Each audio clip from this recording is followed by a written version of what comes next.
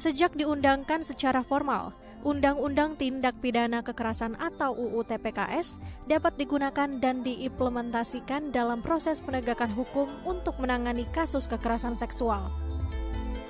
Namun pada faktanya, implementasi regulasi tersebut dalam pencegahan, penanganan, dan pemulihan hak-hak korban masih menghadapi tantangan. Menurut Deputi Bidang Perlindungan Khusus Anak Kementerian Pemberdayaan Perempuan dan Perlindungan Anak, Nahar, pemenuhan hak korban masih terkendala karena UU TPKS belum dijadikan rujukan untuk tindak pidana yang diatur dalam undang-undang lain seperti pemerkosaan atau pencabulan. Selain itu, belum maksimalnya penggunaan UU TPKS juga disebabkan karena tidak adanya pemahaman yang sama antara penyidik, penuntut umum, dan hakim, khususnya unsur-unsur tindak pidana sebagai bagian penting untuk proses pembuktian. Karena itu, Kemen PPA terus mengawal pengesahan aturan pelaksanaan undang-undang tersebut, seperti adanya peraturan pemerintah dan peraturan presiden yang sangat dinantikan untuk mendukung penanganan kasus kekerasan seksual di Indonesia. Sampai hari ini misalnya sarana prasarana pendukung ini masih dirasakan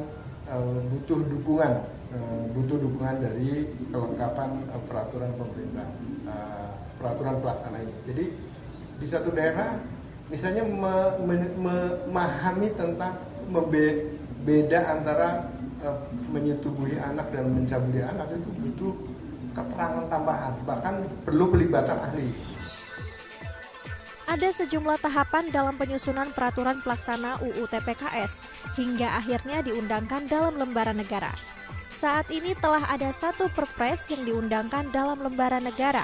3 dari 6 peraturan lainnya telah masuk tahapan menunggu paraf persetujuan menteri terkait dan sisanya masih tahap harmonisasi. Kemen PPA berharap Presiden segera dapat menandatangani dan mengundangkan ke-6 peraturan pelaksana tersisa sebelum Mei 2024.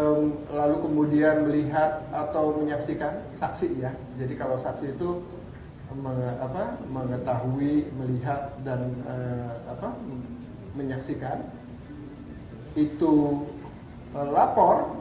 Nah inilah yang kemudian sudah ditetapkan ada 4 saluran pengaduan. Nah 4 saluran pengaduan ini yang belum diberikan dasar yang kuat adalah 4 ini diantaranya adalah UPTD PPA. UPTD PPA. Oleh karena itu maka mandatnya undang-undang ini segera membuat peraturan presiden tentang UPTD PPA.